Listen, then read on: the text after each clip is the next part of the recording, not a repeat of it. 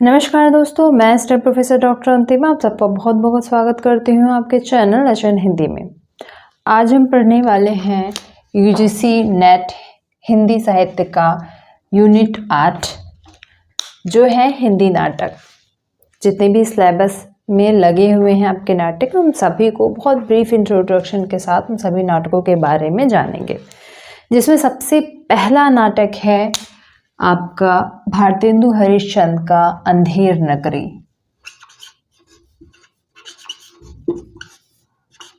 अंधेर नगरी, इसके लेखक हैं भारतेंदु हरिश्चंद्र। आधुनिक काल में अगर बात करूं तो सबसे पहला इंटरेस्टिंग नाटक था ये।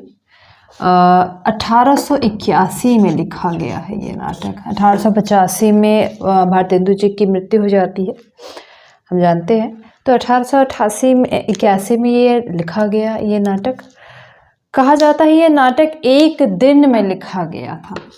एक दिन में ये नाटक लिखा गया और उसके बाद वहीं ये नाटक उसके अगले दिन इस नाटक को खेला गया था।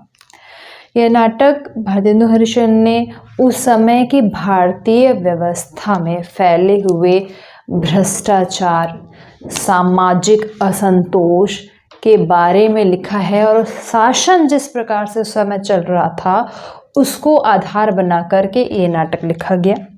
कुछ सीमित पात्रों के साथ ये नाटक लिखा गया है। टोटल 6 अंक हैं इसमें और सभी छोटे छोटे हैं, छोटे छोटे 6 अंक हैं। 6 अंक में लिमिटेड पात्र 5-6 जो मुख्य पात्र हैं उनके द्वारा ये कहानी बताई जाती है। कहानी की पृष्ठभूमि है कि एक शहर है जिसमें एक बड़े महंत के 2 शिष्य आते हैं, जिसमें एक है गोवर्धन दास और दूसरा है नारायण दास। दोनों उस शहर में आते हैं देखने। उस नए शहर के में जैसा कि महंत के शिष्य करते हैं, ज्ञान फैलाते हैं और भिक्षा वगैरह लेते हैं, उसी प्रक्रम में वो वहाँ पर आते हैं। तो वो जो शहर में गोवर्धन दास जो चीज़ों को देखता है तो वहाँ पर वह यह पाता है कि हर चीज़ यहाँ पर एक ही भाव में बिक रही है। अगर यदि कोई महंगे से महंगा सामान खरीदता है तो उसका मोल भी वही है और सस्ते से सस्ता सामान भी खरीदता है तो उसका मोल भी वही है। ये बात गोवर्धन दास को बड़ी अच्छी लगती है।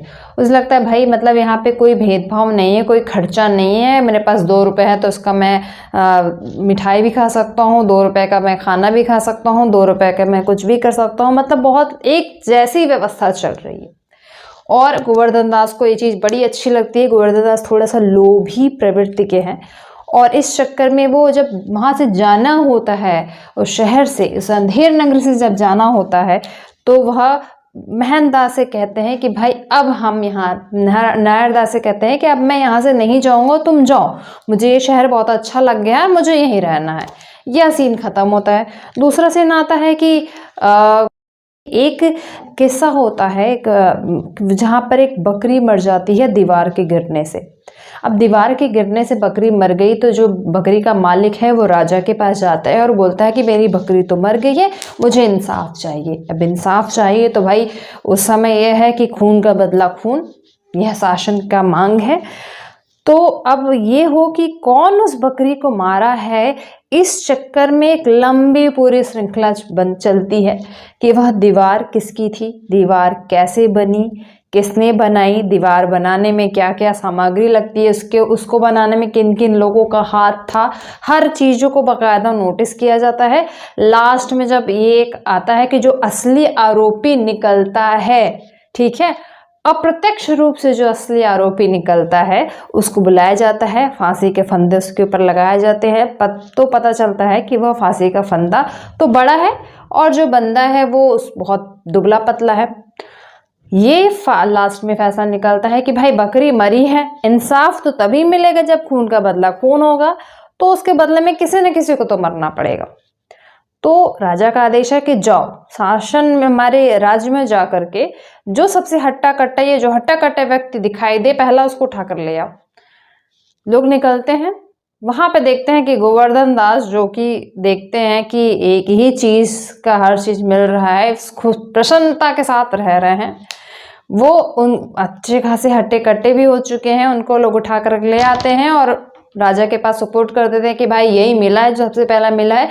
अब ये होता है कि फांसी उन्हीं को दी जाएगी। अब गोवर्धन दास को ये समझ में आता है कि दरअसल जिसको वो बहुत उस राज्य की खासियत मान रहे थे कि अंधेर नगरी चौपट राजा, टके सिर भाजी टके सिर खाजा का मतलब क्या है, वही जो सबके लिए सामान्य होगा। मतलब कोई विविधता नहीं है तो मरना ही है, तो किसी न किसी को भी उठा करके इंसाफ दे दो। वहां पे गोवर्धन दास थोड़े डरते हैं और अपने महंत अपने को याद करते हैं। महंत जी का आगमन होता है और वो राजा को पट्टी पढ़ाते हैं कि भाई इस समय जो मरेगा और जो वो स्वर्ग जाएगा। राजा भी की भी जो बुद्धि है, जो उसकी क्षमता है बुद्धि की, वो उसको यही बताती है कि नहीं नहीं, जब स्वर्ग ही जाना है तो मैं ही जाऊंगा। तो ये एक और राजा को सूली पे चढ़ा दिया जाता है और सब बच जाते हैं। कहने का मतलब ये सत्ता उस समय की जो चल रही थी, वो जो शासन व्यवस्था थी, उस पर एक कटाक्ष किया है भारतेंदु हरिश्चंद्र ने इस नाटक के जरिए कि सच में इस समय यही व्यवस्था चल रही है कि सब अंधेर नगरी है, कोई नहीं देख रहा है कि किसका हाथ है अपराध में, किसका हाथ नहीं है। जनता को दिखाना है कि न्याय मिला तो किसी को भी उठा करके सूली पर चढ़ा दो। ये जो चल रहा था उस समय सत्ता वर्ग में, इसको भारतेंदु हरिश्चंद्र ने अपने नाटक में प्रतीकात्मक रूप से दिखाने का प्रयास किया है। ठीक है, अगला जो नाटक है वो इन्हीं भारतेंदु हरिश्चंद्र का ही नाटक है, वो है भारत दुर्दशा नाटक।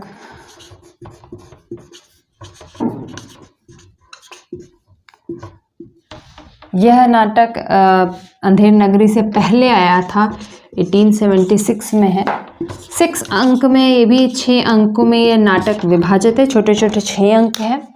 इस नाटक में भारतेंदु हरिश्चंद्र ने खुले रूप में भारत की दुर्व्यवस्था के बारे में बताया।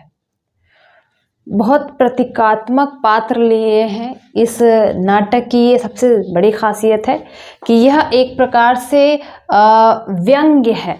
ठीक है, व्यंग्य रूप में इन्होंने ये बात कही है। इसको रूपक रूप भी कहते हैं। ठीक है, रूपक भी कहते हैं। इसी प्रकार से अंधेर नगरी को प्रहसन कहा जाता है। अंधेर नगरी जो नाटक अभी हमने पढ़ा उसको प्रहसन कहा जाता है। भारत दुर्दशा को रूपक का की संज्ञा भी दी गई। नाटक के कई भेद होते हैं, 10 भेद होते हैं, उसमें रूपक और ये कहते हैं प्रहसन भी मुख्य है। तो ये रूपक शैली में लिखा है इन्होंने। इसमें उन्होंने भारत जो मुख्य पात्र है वही उन्होंने दिया है कि एक पात्र है भारत, स्वयं भारत, जो अपनी कहानी बता रहा है। वह नायक के रूप में है, वह अपनी बातें बता रहा है और कहीं ना कहीं नायक की जो दुर्व्यवस्था है उसके बारे में होगा कि किस भारत जो था वो पहले कितना समृद्ध राज्य था और किस तरीके से होता जा रहा है। अगला जो आता है पात्र इसी में भारत दुर्दैव, यह नेगेटिव पात्र है। ठीक है, नकारात्मक पात्र है, यह कह सकते हैं विलन है यहाँ का, जो भारत की दुर्व्यवस्था का पूर्ण रूप में जिम्मेदार है। और इसके ही कुछ साथी हैं जैसे डिसलॉयल्टी, इस नाम का भी एक पात्र इसमें आपको मिलेगा। ये पूछा भी जाता है एग्जाम में कि डिसलॉयल्टी पात्र किसमें है। निर्लज्जता, सत्यानाशी फौज जो है वो सब इसी भारत दुर्दैव के ही सहयोगी हैं, जिसने भारत की व्यवस्था को या भारत की दुर्दशा के जो जिम्मेदार हैं। इसके अलावा अगला जो इम्पोर्टेंट पात्र इसमें आता है वो है भारत भाग्य।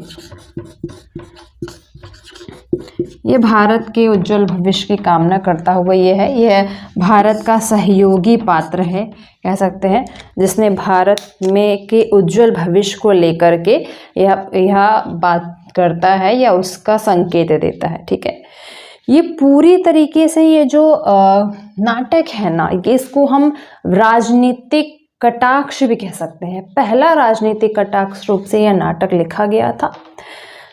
इसकी खासियत ये है कि इसमें बीच बीच में पद दोहों का भी प्रयोग हुआ है। ठीक है। तो वह दोहा जो है वो ब्रज भाषा में लिखा है इन्होंने, ठीक है। और इस नाटक की जो बोली है वो है खड़ी बोली, ठीक है।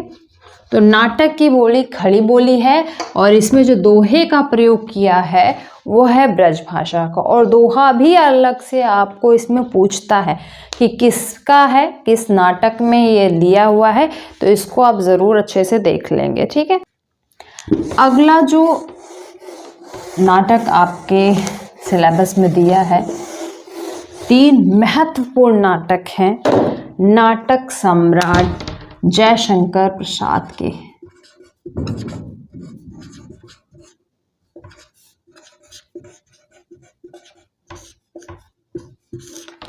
इन तीनों नाटकों की बात करूं तो ये तीनों नाटक ऐतिहासिक पृष्ठभूमि पर आधारित हैं। कल्पना का मिश्रण इन सभी नाटकों में ज़रूर है।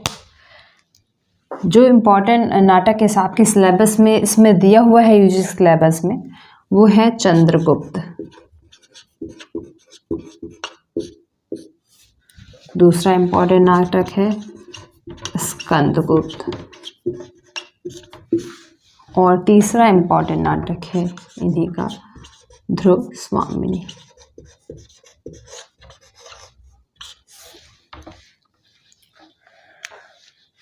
यह तीनों नाटक ऐतिहासिक और काल्पनिक मिश्रित है, ऐतिहासिक पृष्ठभूमि से रिलेटेड है।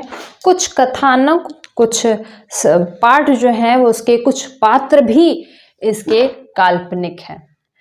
इसमें सबसे पहले हम चंद्रगुप्त नाटक की बात करें तो चंद्रगुप्त नाटक जो है वो 1931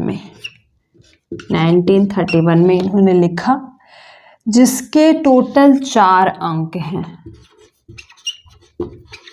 4 अंक में है। ये कहानी पूर्णतः चंद्रगुप्त मौर्य पर ही आधारित है। किस प्रकार से वह सिकंदर से स्टार्ट होती है ये नाटक, सिकंदर का आक्रमण किस प्रकार से होता है भारत में और किस प्रकार से उसकी सत्ता जो है वो धीरे धीरे फैलने लगती है। सेल्यूकस से आक्रमण होता है, चंद्रगुप्त का उदय होता है, वो बनते हैं चाणक्य ने उनको कैसे सृजित किया है, और उसके बाद चंद्रगुप्त का लड़ाई होता है इस सिकंदर की सेना से और चंद्रगुप्त विजयी होते हैं और अपने सत्ता शासन की प्रतिस्थापना करते हैं यहाँ पर। तो इस पूरे क्रम में यह नाटक जो है वो स्पष्ट रूप से बताया गया है। ऐतिहासिक नाटक है। इसमें जो है हम प्रसाद की प्रगतिशीलता को भी देखते हैं, क्योंकि प्रसाद इसमें आप देखोगे कि स्त्री पात्र भी युद्ध भूमि में आपको जाते हुए दिखाई देंगे। तो अच्छा प्रगतिशील नाटक है। इम्पॉर्टेंट अगर कैरेक्टर की बात करूँ तो बहुत सारे इम्पॉर्टेंट कैरेक्टर हैं। इन तीनों नाटकों में अलग अलग पात्र हैं और सभी पात्र, मैक्सिमम पात्र जो हैं वो महत्वपूर्ण हैं और उनको उठा करके पूछ लिया जाता है। तो इन सभी नाटकों के पात्रों की सूची आप अलग से ज़रूर बना लेंगे। जैसे चंद्रगुप्त में बात करूं तो चंद्रगुप्त नाटक में स्वयं चंद्रगुप्त हो गए, चाणक्य हो गए, आम्भिक, अलका, कॉर्नेलिया। महिला पात्र में बात करूँ तो पोरस, पर्वतेश्वर, इस तरह के कई सारे पात्र हैं। कम से कम हम अगर संख्या में देखो तो 20-25 पात्र ऐसे हैं जो चंद्रगुप्त में इम्पॉर्टेंट हैं, जो पूछे जाने की भी जिनकी संभावना है। और चंद्रगुप्त में ही नहीं, स्कंदगुप्त और ध्रुव स्वामिनी में भी पात्र की जो श्रृंखला है वो लंबी है। ध्रुव स्वामिनी में तो भी तो अपेक्षाकृत कम है, लेकिन चंद्रगुप्त और स्कंदगुप्त दोनों में जो पात्रों की श्रृंखला है वो लंबी है। उसको आप अलग से लिख करके ज़रूर याद कर लेंगे, ठीक है। अगले नाटक में हम पहुंचते हैं, वो है स्कंदगुप्त। 1928 में लिखा गया था ये, ठीक है। इसमें बात करें तो टोटल 6 अंक हैं। इसमें बात करें तो हम 5 अंक हैं, ठीक है। प्रसाद के नाटकों की एक और विशेषता है कि प्रसाद अपने नाटकों में बीच बीच में ना गीत का भी उसको और इंटरेस्टिंग बनाने के लिए गीत का भी प्रयोग करते हैं। पात्रों द्वारा गीत है और कोरस में कई सारे गीत जो हैं उन्होंने अपने नाटकों में गवाए हैं। तो इसकी अगर हम बात करें तो चंद्रगुप्त में टोटल 13 गीत आपको मिलेंगे। वहीं स्कंदगुप्त में 7 गीत मिलते हैं। ठीक है, स्कंदगुप्त नाटक की बात करें तो यह नाटक जो है वो स्कंदगुप्त द्वारा, जब स्कंदगुप्त इसके मुख्य पात्र हैं, स्कंदगुप्त द्वारा उस समय के जिस तरीके से गुप्त वंश जो है वो कहीं ना कहीं विलुप्त होता जा रहा था और बहुत गुप्त साम्राज्य जो पहले से बहुत बड़ा साम्राज्य है वो धीरे धीरे कहीं ना कहीं बिखरता जा रहा है, उसको एक करने में, और उस समय जो बाहरी आक्रमण हो रहे थे भारत में इनके राज्य पर, उसको से जीत कर अपने राज्य की पुनर्स्थापना करने में स्कंदगुप्त का कितना बड़ा योगदान है। किस प्रकार स्कंदगुप्त बाहर की सभी लड़ाइयों को जीतते हैं और इस जीतते जीतते कहीं ना कहीं चंद्रगुप्त अपने स्वयं के निजी जीवन की लड़ाई को नहीं बचा पाते हैं, वह उसमें हार जाते हैं। तो इसका बहुत सुंदर वर्णन जो है वो आपके इस क्या कहते हैं इस नाटक में आप देख सकते हैं। मुख्य पात्रों की बात करूँ तो वही पात्रों की लंबी श्रृंखला है।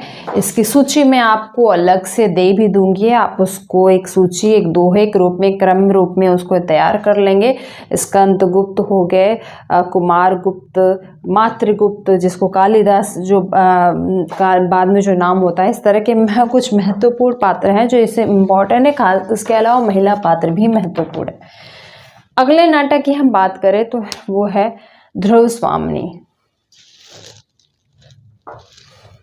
ध्रुव स्वामिनी नाटक 1933 में लिखा है इन्होंने।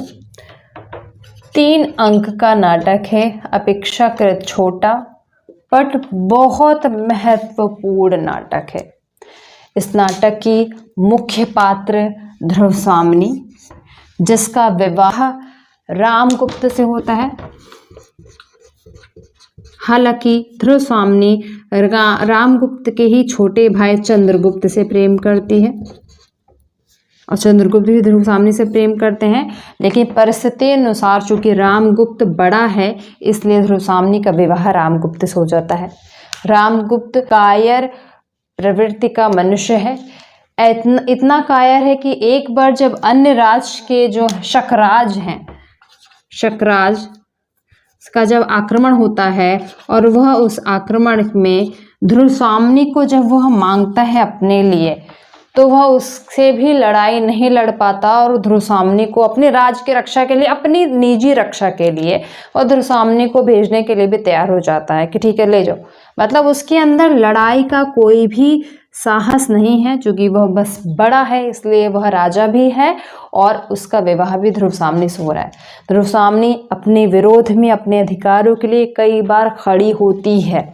यह जो साहस है वो प्रसाद के नाटकों में आपको ज़रूर दिखाई देगा कि प्रसाद अपने नाटकों की, अपने कहानी को, अपने कथाओं की महिला पात्र को सशक्त बनाने में बहुत महत्वपूर्ण रोल अदा करते हैं। ध्रुव स्वामिनी अपने लिए खड़ी होती है और बोलती भी हैं, लेकिन हालात में विवश वह उन्हें सकराज के यहाँ जान भेजने के लिए विवश होना पड़ता है।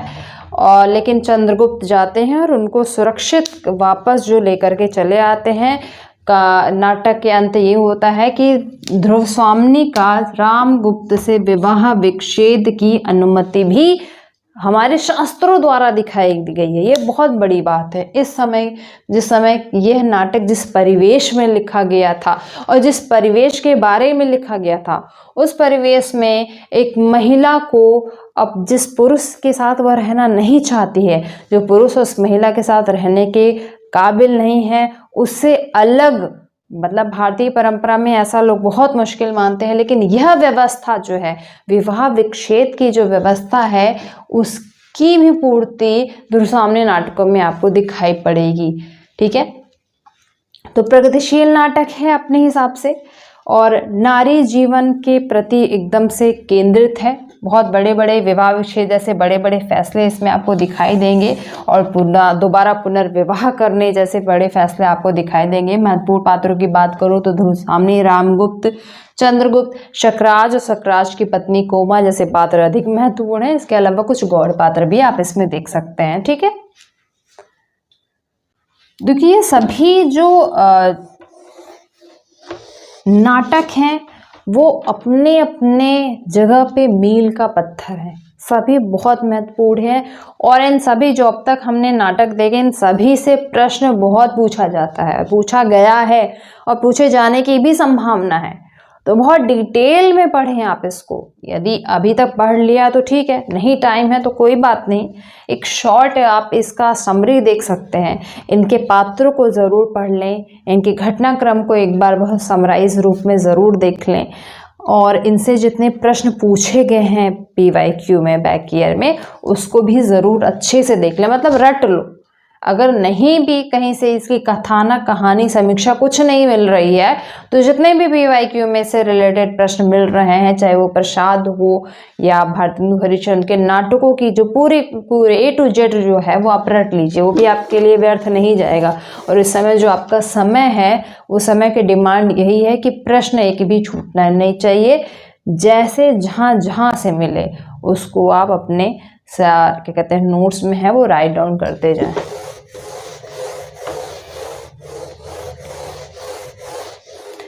अगले नाटक की बात करूं तो अगला भी बहुत महत्वपूर्ण नाटक है, धर्मवीर भारती का अंधा युग।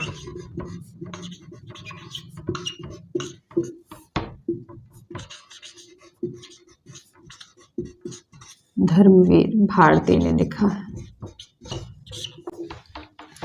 सर 1955 में उन्होंने ये नाटक लिखा।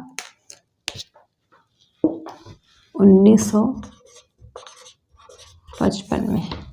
अंक की बात करूं तो इसमें कुल 5 अंक हैं, जिसमें अंतराल और समापन,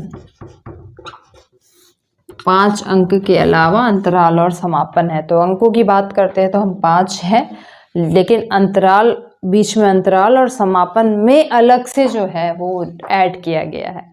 तो 5 अंकों की बात करूं तो सब पहला जो अंक है वो है कौरव नगरी। ठीक है, दूसरा अंक पशु का उदय,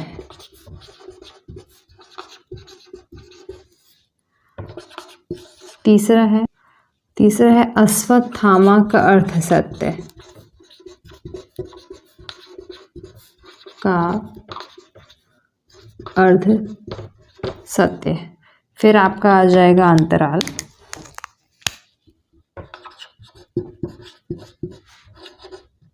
ठीक, उसके बाद आ जाएगा चौथा है गांधारी का शाप, गांधारी का शाप दिख रहा है। 5वां है विजय, एक क्रमिक आत्महत्या। उसके बाद अंतिम है आपका समापन, प्रभु की मृत्यु। ठीक है, अंधा युग युद्ध की पृष्ठभूमि पर आधारित है। कैसे युद्ध जब होता है उसकी क्या त्रासदी होती है, उसका क्या परिणाम होता है, युद्ध की क्या विभीषिका है, उस पर ये आपका पूरा का पूरा नाटक आधारित है। यह नाटक गद्य रूप में नहीं गीत रूप में लिखा गया है, इसलिए यह इसे गीत नाट्य भी कहते हैं। ठीक है, गेय रूप में लिखा गया है यह नाटक, खड़ी बोली में लिखा गया है। यह नाटक की पृष्ठभूमि में शुरुआत जो होती है वो महाभारत के अंतिम दिन से, महाभारत का युद्ध जो है उसके अंतिम दिन मतलब 18वें दिन से होती है। पूरा ये जो युद्ध है वो लगभग समाप्त हो चुका है। बहुत सारे लोग, बड़े वीर प्रसिद्ध लोग जो हैं वो मारे जा चुके हैं और अब कुछ लोग बचे हैं। ऐसे में युद्ध का परिणाम जो है वो एकदम स्पष्ट है और दिख रहा है। राजभवन में एक तरफ बैठे हैं गांधारी और धृतराष्ट्र, जो अपने जीवन को कोस रहे हैं, अपने फैसलों को कोस रहे हैं और कहीं ना कहीं वो इन सब चीज़ों के लिए, खासकर गांधारी को आप देख सब सुनेंगे तो गांधारी इन सब चीज़ों के लिए बार बार कृष्ण को आरोपित करती हैं और कृष्ण को वह श्राप भी देती हैं। ये आप यहाँ पे देखेंगे किस प्रकार से कौरव नगरी जो है वो कौरव नगरी जो पूरा उदासी और मातम में हो गया है। और उसकी छोटी छोटी जो कथानक हैं वो आप इसमें देखते हुए चलेंगे। लास्ट में जो बचते हैं उनका क्या है, उनकी क्या स्थिति होती है इस कहानी में, वो इस महाभारत में आप देख सकते हैं। प्रमुख पात्रों की बात करूं तो प्रमुख पात्रों में कृष्ण, गांधारी, धृतराष्ट्र, विदुर, युयुत्स, अश्वत्थामा, संजय और प्रहरी। कुछ प्रहरियों की बातचीत दिखाई जाती है कि दो तीन प्रहरी, ये सब कुछ मुख्य पात्र इसमें आपको दिखाई देंगे। पूरे युद्ध का जो परिणाम है वो भी सामने आ चुका है और कैसे उसके बाद एक एक लोग जो है वो मृत्यु की ओर स्वेच्छा से जाने लगते हैं। जो आप मूल जो महाभारत है उसी से प्रेरित होकर के ये पूरा लिखा है। और लास्ट में जब समापन होता है तो कैसे एक बहेलिये द्वारा श्री कृष्ण को मार करके उनकी पैरों पर वो तीर लग जाता है और उससे उनकी मृत्यु हो जाती है। यहाँ तक पूरे दिया गया ये कहानी जो है वो स्पष्टता इसमें दिखाई दी है। तो बड़े रोचक तरीके से उन्होंने दिखाया है कि किस प्रकार जो युद्ध है या फिर युद्ध में आस्था और अनास्था दो तरीके के जो प्रश्न हैं उठते हैं कि किस पे आस्था रखी जाए और किस पे आस्था नहीं रखी जाए, और आस्था और अनास्था का क्या परिणाम होता है, साथ ही क्या परिणाम होता है अति महत्वाकांक्षा का, पुत्र मोह का। गांधारी और धृतराष्ट्र के पुत्र मोह का वह धृतराष्ट्र कहते हैं स्वयं को कि हम सब इस अंधेपन से जो है वो निकल कर के आए हैं। धृतराष्ट्र का अंधापन, गांधारी का अंधापन वह केवल नेत्रों का अंधापन नहीं है, वह दरअसल उनके पुत्र मोह का अंधापन है, वह है अंधापन उनके स्वार्थों का। तो इन सभी की जो परिणति होती है वह किस प्रकार से सामने आती है और उस पर जो विलाप है, एक क्या कहते हैं माता पिता का विलाप देखेंगे। एक संपूर्ण जो राज्य है किस प्रकार जो अंधेरे में डूबता चला आता है और युद्ध का क्या परिणाम होता है, युद्ध किस उद्देश्य के साथ शुरू किया जाता है और अंतिम में उसका क्या परिणाम होता है। यह कहानी, यह जो बात है इस नाटक के ज़रिए धर्मवीर भारती ने दिखाने का प्रयास किया है। तो बहुत अच्छा है नाटक, छोटा भी है, बहुत बड़ा नहीं है, ये शैली में लिखा गया है और इसमें बहुत सारे जो हैं वो मंचन भी हुए हैं। तो इसको आप ज़रूर पढ़ें। इससे रिलेटेड जितने भी प्रश्न हैं आने के बहुत ज़्यादा संभावना है कि इससे प्रश्न आए।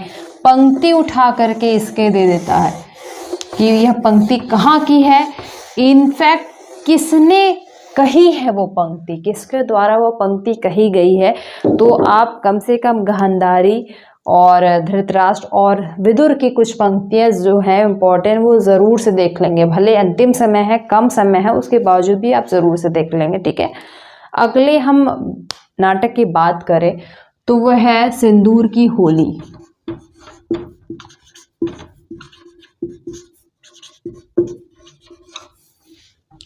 लक्ष्मी नारायण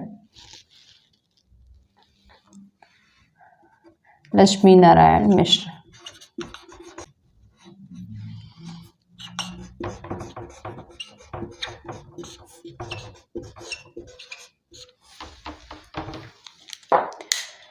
यह एक समस्या नाटक है। 1934 में लिखा था इन्होंने। इसी समस्या नाटक नाम से ज़्यादा हम लोग प्रचलित है, ये समस्या नाटक है। विद्वानों के अनुसार इस नाटक पर पाश्चात्य विद्वान बर्नार्ड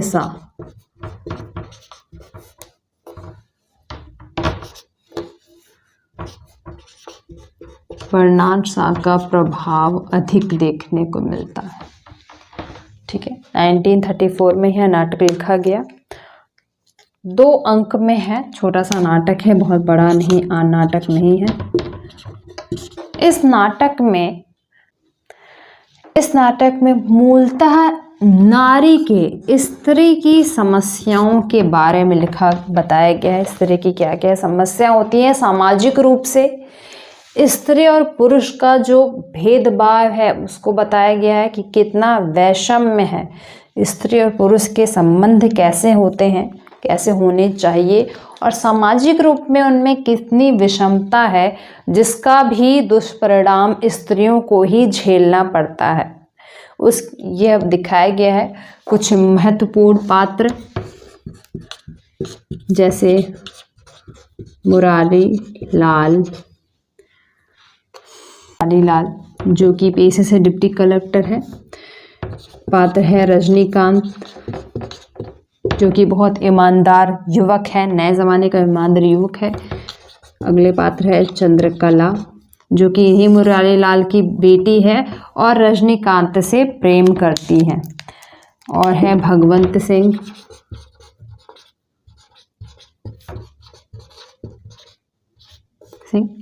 जो जमींदार हैं और अपने फायदे के लिए वह रजनीकांत की हत्या करवा देता है।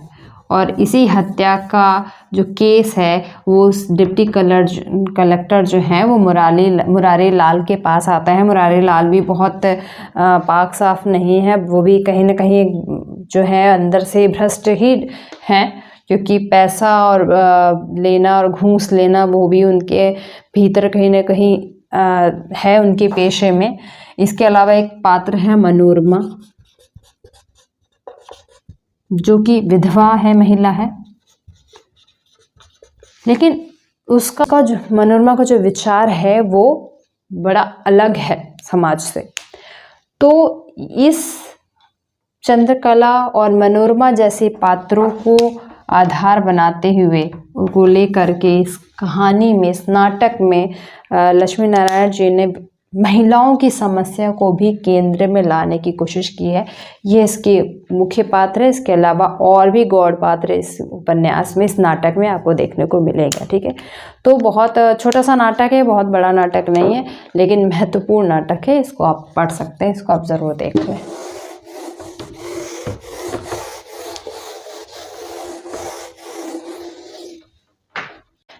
इस क्रम में अगले जो नाटककार हैं वो हैं मोहन राकेश।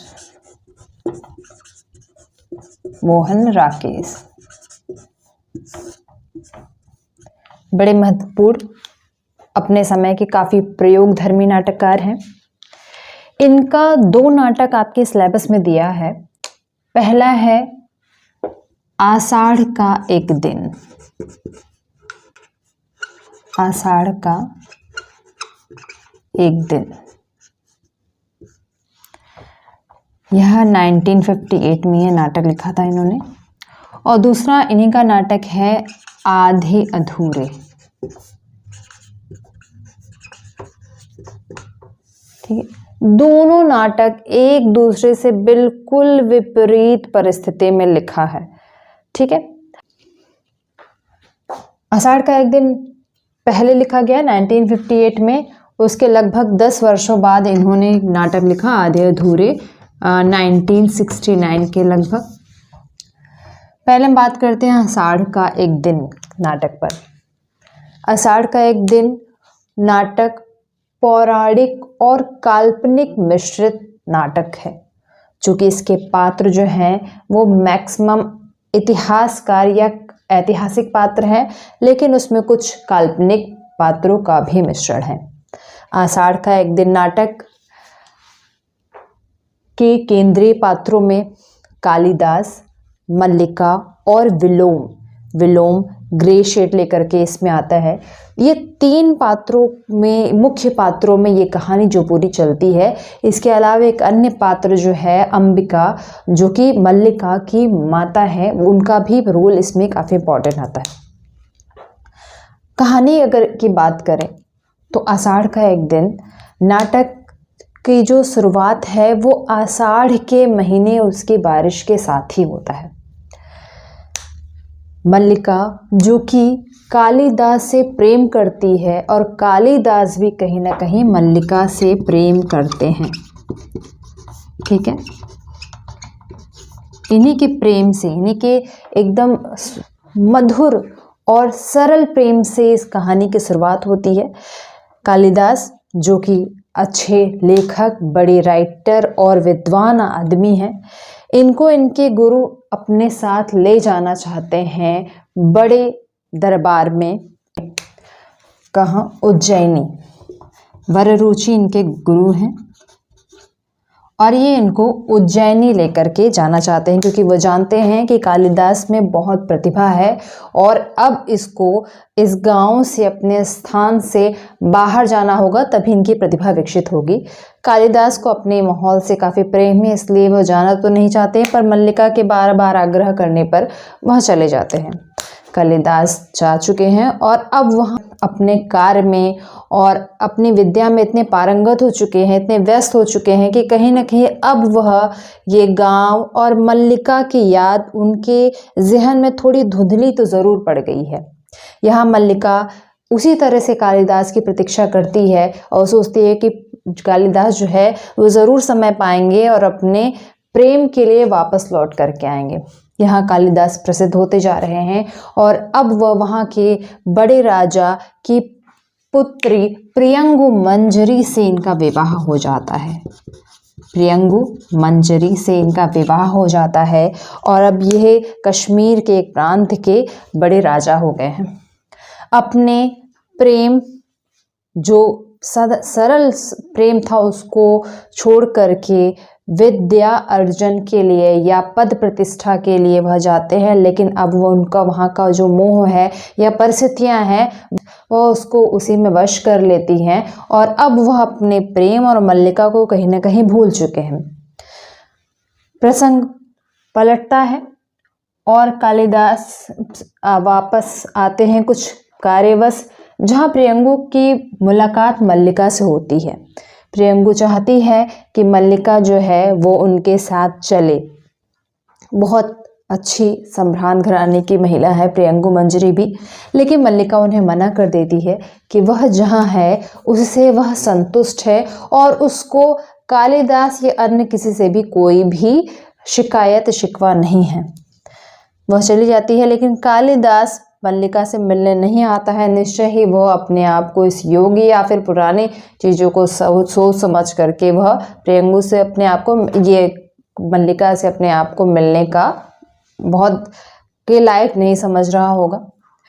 अगला फिर प्रसंग आता है कि कालिदास फिर लौट करके आते हैं और अब वह चाहते हैं कि वह मल्लिका के साथ ही है, मल्लिका को अपनाएं, मल्लिका को अपने साथ लेकर के जाएं, लेकिन अब पूरी स्थिति जो है वो पलट चुकी है।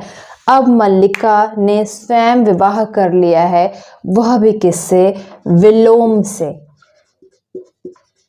विलोम, इस पात्र का जिक्र आप शुरुआत के अंकों में भी देखेंगे।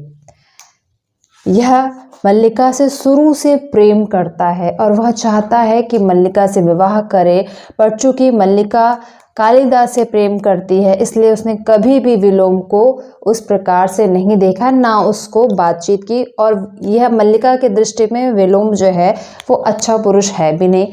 विलोम जो विलासी है और स्वार्थी है, इसलिए मल्लिका ने हमेशा विलोम को अपने आप से दूरी रखा। लेकिन परिस्थितियाँ ऐसे पलटती हैं कि मल्लिका को विलोम से ही विवाह कर लेना पड़ता है। वह न केवल विवाह करी है बल्कि अब एक बच्चे की माँ भी बन चुकी है। कालिदास यह सब देखते हैं और अब उनको ये समझ में आता है कि उन्होंने अपने जीवन को आगे बढ़ाने में क्या चीज़ पीछे छोड़ दिया और क्या खो दिया। लेकिन अब समय जो है वो कालिदास के हाथ में नहीं है, परिस्थितियाँ उनके हाथ में नहीं है और कालिदास निराश होकर के वापस लौट जाते हैं। और प्रसंग जो लास्ट में दिखता है कि अब भी वही आषाढ़ का दिन है, जिस आषाढ़ के दिन से इस नाटक की शुरुआत होती है, ख़त्म भी वह उसी आषाढ़ के दिन पर होता है। तो बड़ा अच्छा नाटक है, बहुत कह सकते हैं कि बहुत भावानुकूल नाटक लिखा, ऐतिहासिक भावानुकूल नाटक है। 3 अंकों में ये नाटक है। इसके पात्र प्रियंगु मंजरी, मल्लिका, अंबिका महत्वपूर्ण है।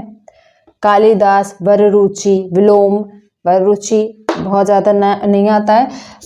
कालिदास ये साथ एक और नाम सुनेंगे आप, मातृगुप्त, जो कि कालिदास को ही वह पद जो है वो विभूषित कर दिया जाता है, वो उसी नाम से आगे जाने जाते हैं। ठीक है, इसकी लाइन काफ़ी पूछी जाती है इस नाटक की। केवल लाइन ही नहीं, इसके पात्र भी पूछे जाते हैं।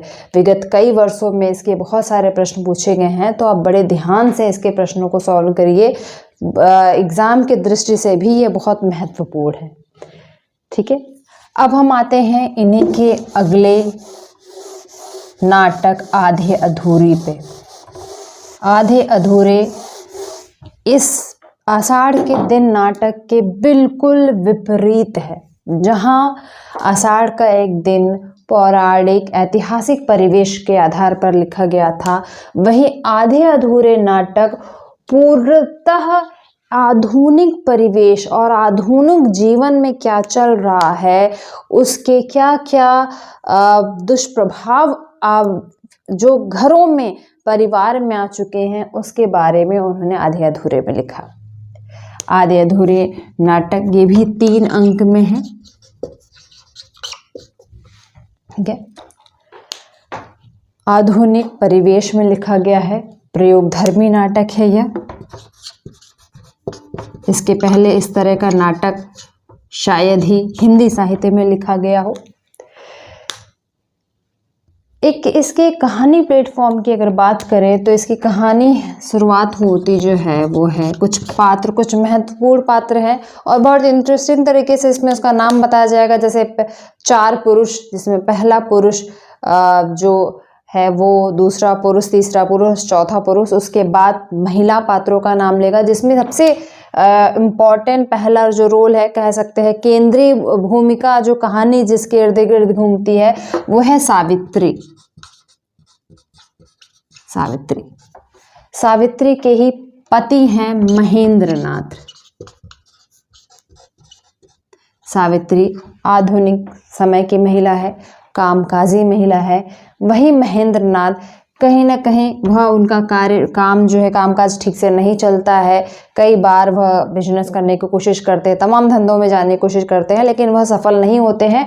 और इस बात का कहीं ना कहीं इनके जीवन में एक फ्रस्ट्रेशन भी है। और चूंकि सावित्री बाहर जाती है, बाहर लोगों से मिलती है, अपने काम के ज़रिए लोगों से मिलती है, और यह सब चीज़ महेंद्रनाथ को अच्छा भी नहीं लगता। तो वो जो फ्रस्ट्रेशन हो सकती है एक आदमी की अपनी ही पत्नी, अपनी महिला पर, वो फ्रस्ट्रेशन बाकायदा बार बार इस कहानी में आपको दिखाई देगी।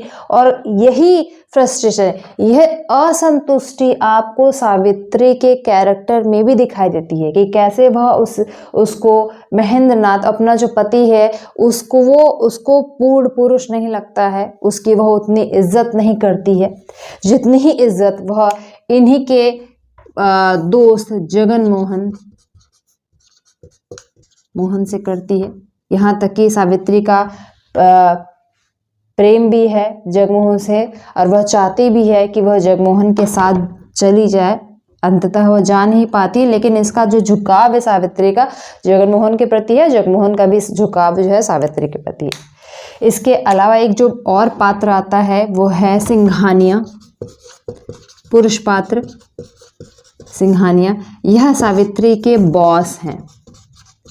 सावित्री का इनसे एक कामकाजी मधुर स्वभाव है, जो कि सावित्री चाहती है कि सिंघानिया उसके बेटे सावित्री के बेटे को भी नौकरी पे लगा सके, इसलिए वह काफ़ी उनकी आवभगत भी करती है, जिस बात से महेंद्रनाथ फिर नाराज होते हैं कि तुम्हें क्या ज़रूरत है। लेकिन सावित्री जानती है कि आजकल के दुनिया का चलन कैसा है और उसे अपने बच्चों के लिए, उसके भविष्य के लिए दुनिया के साथ, उस चलन के साथ चल के रहना पड़ता है। इसके अलावा एक और जो पात्र है वो है जुनेजा। जुनेजा महेंद्रनाथ के दोस्त हैं, इनके साथ ही एक बार वो व्यापार भी शुरू करते हैं। बहुत चलता तो नहीं है। जुनेजा जो है वो समय समय महेंद्रनाथ को एडवाइस भी कर सकता है। थोड़ा सा निकृष्ट टाइप का व्यक्ति है, जिसको सावित्री बिल्कुल पसंद भी नहीं करती है। इसके अलावा जो अन्य पात्रों में है वो इसकी बड़ी बेटी बिन्नी, छोटी बेटी किन्नी और इनका एक बेटा है अशोक। बिन्नी का विवाह हो चुका है।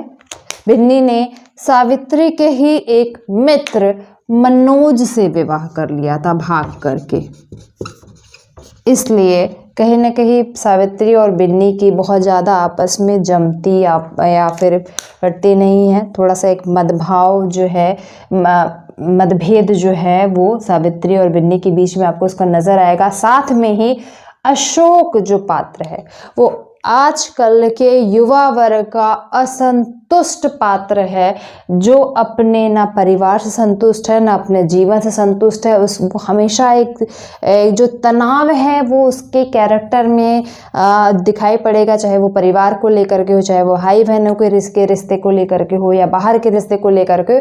इस तरह का जो है वो कहीं ना कहीं अशोक प्रतिनिधित्व करता है इस समय के भटके हुए युवा वर्ग का भी। इसके अलावा किन्नी जो बहुत छोटी लड़की है, लेकिन अपने उम्र से वह अपने परिवार की स्थिति को देखते हुए बड़ी होती जा रही है, और वही एग्रेसिवनेस, वही जो कह सकते हैं यांत्रिकता या फिर यही असंतोष जो है वो किन्नी के भी कैरेक्टर में आपको देखने को मिलेगा। तो बहुत आसपास कह सकते हैं ना, आसपास के परिवेश से बहुत जुड़ा हुआ ये एक कैरेक्टर है। बहुत अगर आप देखोगे तो आम जनजीवन में एकदम सामान्य रूप से पाया जाने वाला ये कैरेक्टर आपको दिखाई देगा, किस प्रकार से मध्यवर्गीय जो जीवन है वो चल रहा है, उसका बहुत अच्छा उदाहरण है। इसके भी पात्र, यहाँ तक कि पूरा डायलॉग, किन्नी का डायलॉग, सावित्री का डायलॉग, महेंद्रनाथ के कई सारे डायलॉग जो है वह वो पूछे जा चुके हैं। उस दृष्टि से भी ये इम्पोर्टेंट है, इसको भी आप ज़रूर साथ में नोटिस करते हुए चलेंगे, ठीक है। अगला जो इम्पोर्टेंट नाटक है आपके सिलेबस में दिया है,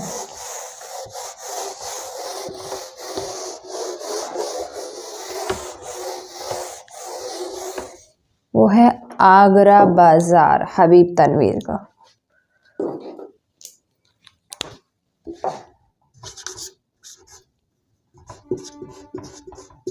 आगरा बाजार, जिसके लेखक है हबीब तनवीर, ठीक है। यह नाटक थोड़ी व्यंग्यात्मक शैली में लिखा गया है। यदि मैं व्यंग्य कहूँ तो इसको अतिशयोक्ति नहीं होगी। लगभग 1954 में यह नाटक लिखा गया था। 2 अंकों में है।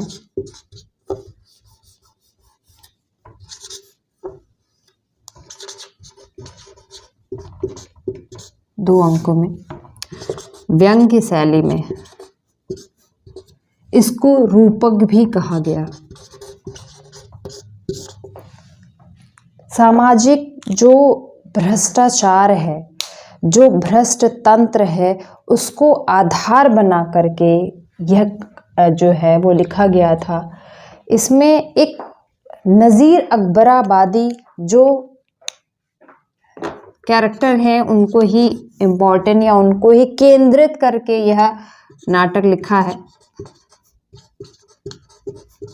हालांकि प्रत्यक्ष रूप से नज़ीर अकबराबादी आपको कहीं दिखाई नहीं देंगे, लेकिन यदि आप देखते हो तो पढ़ोगे तो जितने भी जगह जो बात आएगी, कविताओं की बात आएगी, आपस में बात कहने की बात आएगी, एक दूसरे के प्रचार की बात आएगी, तो सब जगह इन्हीं नज़ीर के गज़लों का, इन्हीं के शेर व शायरी का प्रयोग करके वह अपनी बात कहते हैं। इन्हीं के नज़्म जो है वो आपको, ये इनके नज़्म की पैरोडी आपको दिखाई पड़ेगी, उसी बनावट में ये सारी बात एक दूसरे से कहते जाएंगे और अपने कहीं ना कहीं वो प्रयोग करते हैं। अब इनकी कविताओं का, इनके नज़्मों का जो है वो झूठा प्रयोग करता हुआ दिखाई पड़ेगा, और जो किस प्रकार से समाज में एक दूसरे में स्वार्थ हो गया है, जो बिजनेस जो है, आगरा बाज़ार इसी जगह पर इसी ये सारी कहानी दिखाई दे पड़ेगी, लिखेगी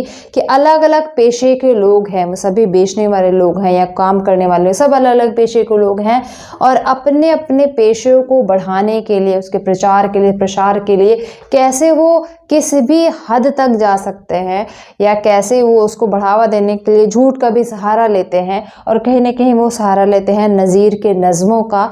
उसको बड़े साधारण तरीके से इसमें हबीब तनवीर जी ने दिखाया है, लेकिन उतना ही महत्वपूर्ण है।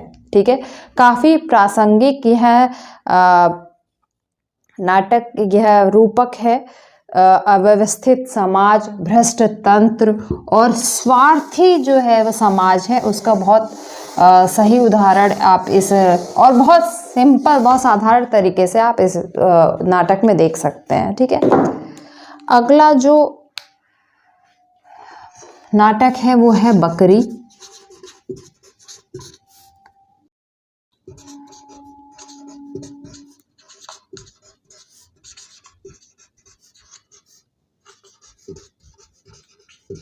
सक्सेना इसके राइटर हैं।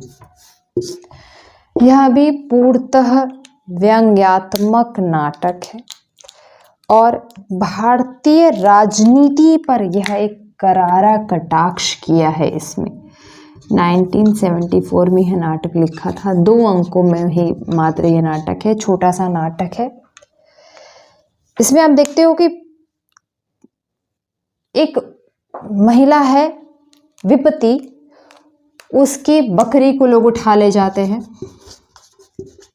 अपने स्वार्थ के लिए, और किस प्रकार से उस बकरी का प्रयोग कर रहे हैं वह, कि उस बकरी को उन्होंने सीधे गांधी जी की बकरी बना दी। मतलब एक बड़ा टैग दे दिया कि अब वह विपत्ति वो उसको ले भी नहीं सकती है, क्योंकि अब वो तो क्या कहते हैं, सामाजिक धरोहर बना दिया उसको, और वो उसको उठा ले जाते हैं और विपत्ति को जेल में डाल दिया जाता है, जबकि वह अपनी ही बकरी मांगने के लिए लड़ाई करती रहती है, लेकिन फिर भी उसको उठा के जेल में डाल दिया जाता है कि अब ये तो जो बकरी है वो अब तुम्हारी नहीं है, वो गांधी जी की बकरी है, अब वह सामाजिक जो है वो भारत की धरोहर हो चुकी है, अब तुम्हारा उस पर कोई अधिकार नहीं है।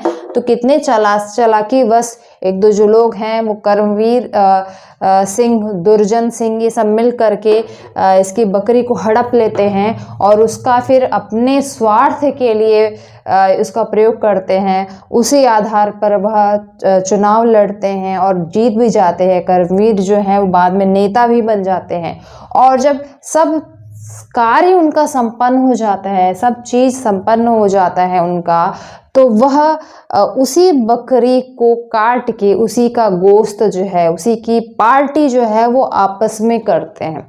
मतलब जिसको आधार बना करके उन्होंने ये सारी नींव रखी, अपने स्वार्थ के लिए प्रयोग किया जिसका, उसको ही फिर बाद में वह अपने मनोरंजन के लिए, मतलब ये हो गया ना कि अब उसका काम खत्म हो गया तो दूध में पड़ी पंखी की तरफ उसको हटा देना है, उसको अपने स्वार्थ के लिए ये प्रयोग कर लेना है।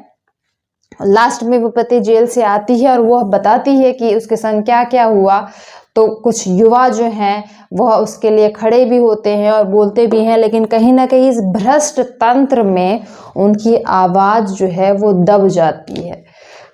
इस नाटक में सर्वेश्वर दयाल ने उसी भ्रष्ट तंत्र के बारे में बताया है और साथ में बताया है कि किस प्रकार से गांधीवादी विचारधारा का प्रयोग लोग अपने स्वार्थों के लिए कर रहे हैं। तो इस दोनों का बड़ा अच्छा संगम है, छोटा सा नाटक है, इसको आप ज़रूर पढ़ें। ठीक है, कि किस प्रकार नेताओं की लोलुपता, उनकी अवसरवादिता समाज को और खोखला करती जा रही है। अगला जो इम्पोर्टेंट नाटक है वो है और द्रोणाचार्य।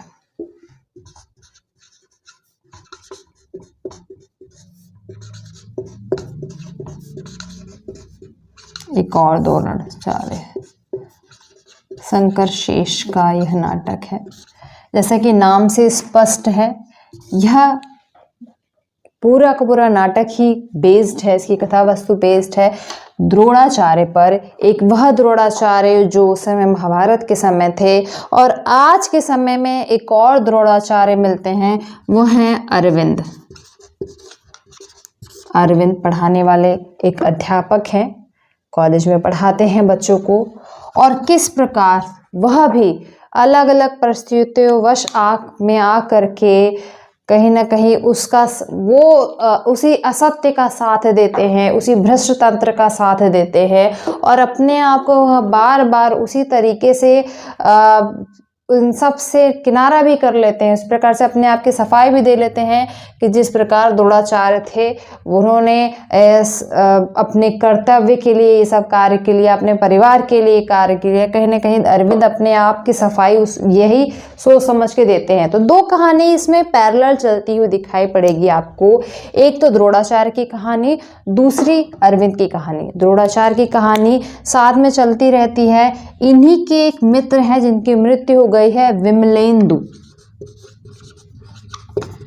जब भी कोई घटना होती है तो विमलेंदु बार बार आते हैं अरविंद के सामने और द्रोणाचार्य की उसी समय की घटना का जिक्र करते हैं। वह उनसे बोलते हैं कि मैं इन पे एक नाटक लिख रहा हूँ, और वही घटना जो अरविंद के जीवन में चलती रहती है, उसी के बरक्स, उसी तुलना की कोई द्रोणाचार्य की घटना वो बार बार उनको सुनाते हैं। कहीं ना कहीं वो उसको एहसास दिलाने की कोशिश तो करते हैं, लेकिन अरविंद के भीतर का जो मन है, अरविंद के भीतर की जो आत्मा है, कहीं ना कहीं वो ख़त्म हो चुकी है। तो और ये होता कैसे, सबसे पहले इसकी जो बलि है वो चढ़ता है इन्हीं का एक जो बहुत प्रिय जो रहता है शिष्य, वो चंदू।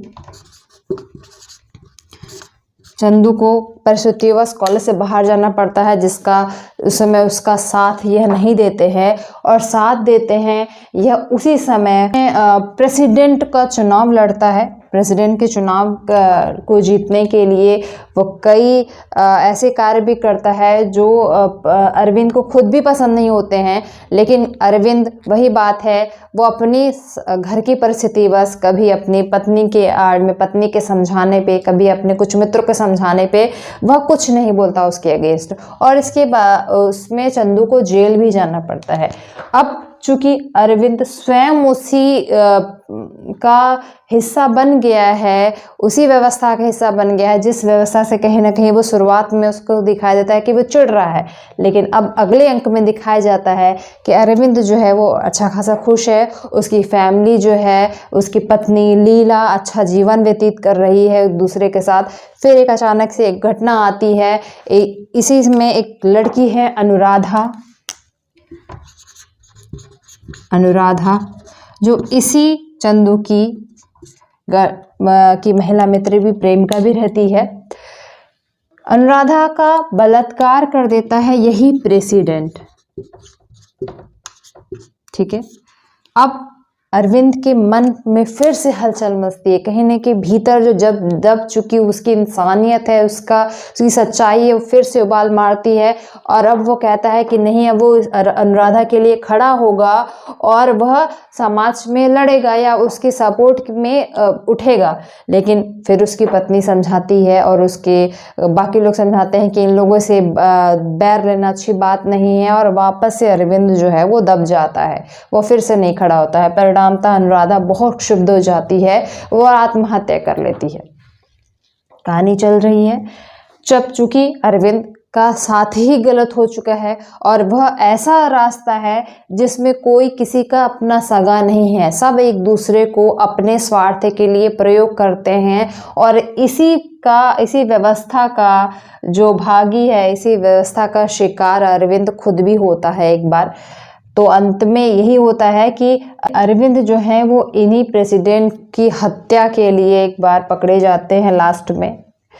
अब चंदू से पूछा जाता है कि क्या ऐसा है, उन्होंने मारा है, उन्होंने प्रेसिडेंट को पहाड़ी से धक्का दिया था। चंदू एकदम शांत है, उसे सभी कहानी शुरू से लेकर के याद है और वह कहता है कि ऐसा हो भी सकता है, मतलब वह स्पष्टता कुछ नहीं करता।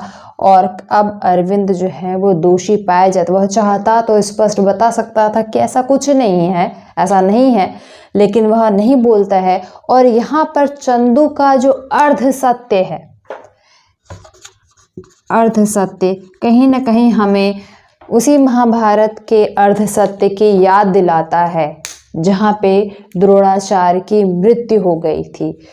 फिर कहानी साथ में चलती है और विमलेंदु फिर आता है साथ में और द्रोणाचार्य की कहानी अरविंद को बताता है कि किस प्रकार अब अरविंद को भी ये समझ में आता है कि उसका जीवन जिस समानांतर जिस पैरेलल चलता आ रहा है, लेकिन अब बहुत देर हो गई है और अब अरविंद को अपने सभी कर्मों का, अपने किए हुए सभी बातों का फल जो है वो भुगतना ही पड़ेगा।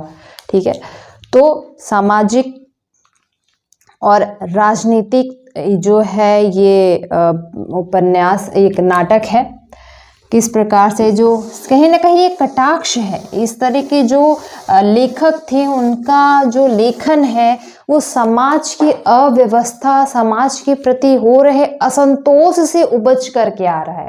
इन सभी नाटकों में आप एक प्रकार का असंतोष देखेंगे कि जो लेखक का समाज की व्यवस्था के प्रति जो कहते सकते हैं असंतोष है, जो हे दृष्टि है, उसको वह अपने लेखन के आधार पर समाज में पाठकों के सामने लेकर के आना चाहता है।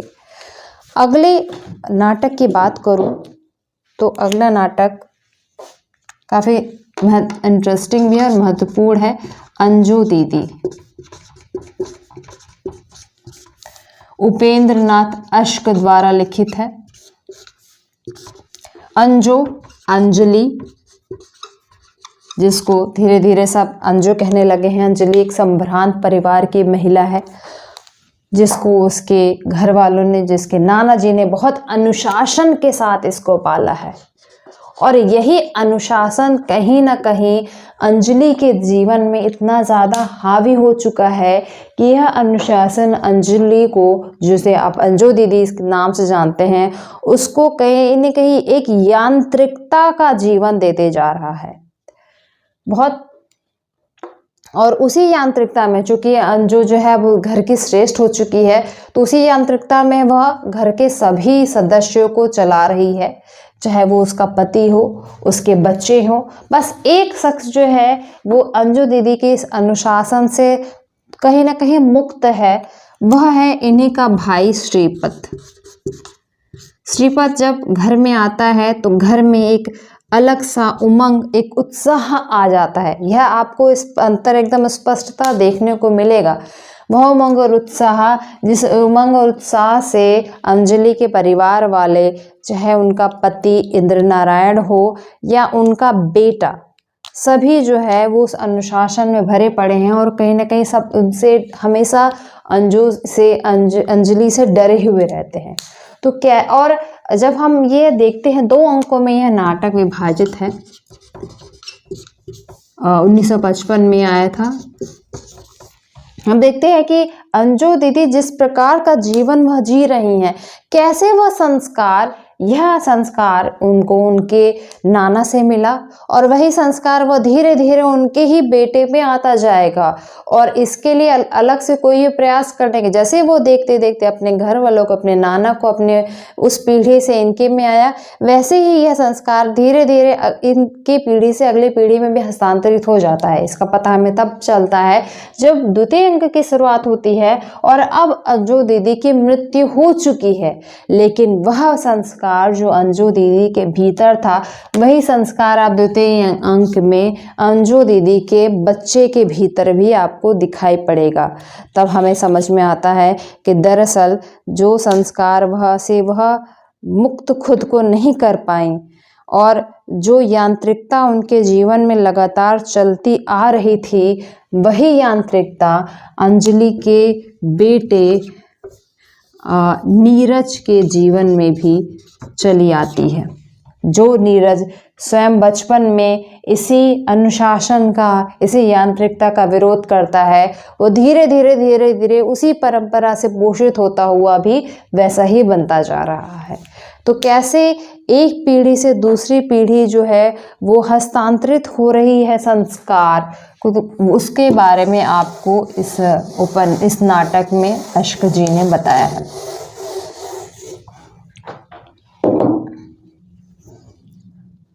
अगला नाटक है महाभोज। महाभोज नाटक मन्नू भंडारी द्वारा लिखित है। दरअसल महाभोज उपन्यास था इन्हीं का, इसको बाद में इन्होंने नाटक के रूप में परिवर्तित किया था 1982 में। ठीक है, तो ये उपन्यास है। पूरी सब चीज, सब कुछ, कथा वस्तु पात्र सब वही हैं, बस अब इसको उन्होंने नाटक की पृष्ठभूमि में वह ले आए हैं। यह कहानी है कुछ राजनीतिक, गैर राजनीतिक पात्रों की, कि किस प्रकार से वह समाज के हर वर्ग को अपने फायदे के लिए प्रयोग करते हैं।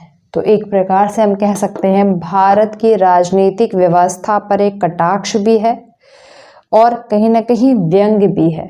उपन्यास के कई सारे पात्र हैं, चाहे वो दास साहब हों, बिंदेश्वरी देवी हों, जोरावर हों, कई सारे पात्र हैं जो इसमें अपनी अलग अलग बड़ी भूमिका के साथ उपस्थित होते हैं। इसका एक पात्र है बिशु, जिसे विशेषर नाम से भी हम बीच बीच में कहीं ना कहीं पढ़ते हैं। बिशु जो है वह अच्छे सच्चाई के लिए लड़ता है और उसके पास बहुत सारे ऐसे सबूत हैं जिससे वह बड़े लोगों तक या ऊपर उसको पहुंचा देगा। तो कई सारे सफ़ेद पोश लोगों का जो उनके ऊपर से पर्दा उठ जाएगा और उनकी असलियत पता चल जाएगी। यह बात उन सफ़ेद पोश लोगों को पता चल जाती है और वह बिशु की हत्या कर देते हैं। और बिशु की हत्या का सभी लोग, सभी वर्ग अपने अपने हिसाब से कैसे उसकी हत्या का लाभ उठा रहे हैं। दरअसल यही है महाभोज, कि वह राजनीतिक पूरा जो तंत्र है एक व्यक्ति की हत्या का किस प्रकार से जश्न मना रहा है, उसको अपने अपने लिए प्रयोग कर रहा है। जिस प्रकार से वह चील होती है जो मरे हुए लोगों को भी नहीं छोड़ती, वो मतलब जो मरे हुए लोगों में जिसका भोजन होता है, यही प्रकार से ये हो गए हैं कि जो मरे हुए व्यक्ति के साथ अपने लाभ को देख रहे हैं और उसी के लिए कहीं ना कहीं बिशु को उसका भेंट भी चढ़ना पड़ा। बिशु का ही एक फ्रेंड है बिंदा, वह इस बात को लेकर के आगे बढ़ता भी है जिस लड़ाई बिशु लड़ रहा था, लेकिन शासन इतना भ्रष्ट है, तंत्र इतना भ्रष्ट है कि उसकी सुनवाई कहीं ना कहीं नहीं होती है और वह उस लड़ाई में उलझता रह जाता है। कहीं ना कहीं शायद तैयारी हो रही है कि बिशु जो है, जो बिंदा है, वो अगला बिशु न बन जाए। यह डर भी आपको साथ साथ में देखने को मिलता रहेगा। तो राजनीतिक कटाक्ष है, चुनाव का जो माहौल है उसका पूरा इसमें बताया गया है। किस प्रकार से जो राजनीतिक है हमारे भारत की रही है, उसका एक जो कह सकते हैं काला पहलू है, उसको इस उपन्यास में, जो नाटक बाद में जिसको बनाया गया मन्नू भंडारी का, उसमें मन्नू भंडारी जी ने दिखाने की कोशिश की है। महत्वपूर्ण है, चूँकि उपन्यास भी है और नाटक भी है, तो दोनों दृष्टियों से यह महत्वपूर्ण। यदि आपने उपन्यास पढ़ रखा है तो भी नाटक इस समय पढ़ने की बहुत ज़रूरत नहीं है। पर यदि नहीं पढ़ा है तो आप उपन्यास या नाटक में से कोई एक जो पढ़ लें। अभी तो समीक्षा खैर पढ़ लें तो ज़्यादा बेटर होगा, एग्ज़ाम बिल्कुल पास में आ रहा है। तो अब आपको ज़रूरत है कि आप ज़्यादा से ज़्यादा क्वेश्चन सॉल्व करें और रिवाइज करें और पढ़ते रहें, ठीक है।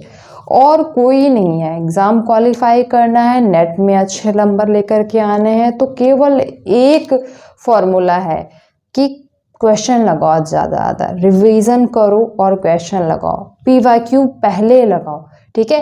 प्रैक्टिस पेपर लेने से पहले आप जितने भी PYQ हैं उसको सॉल्व कर जाइए।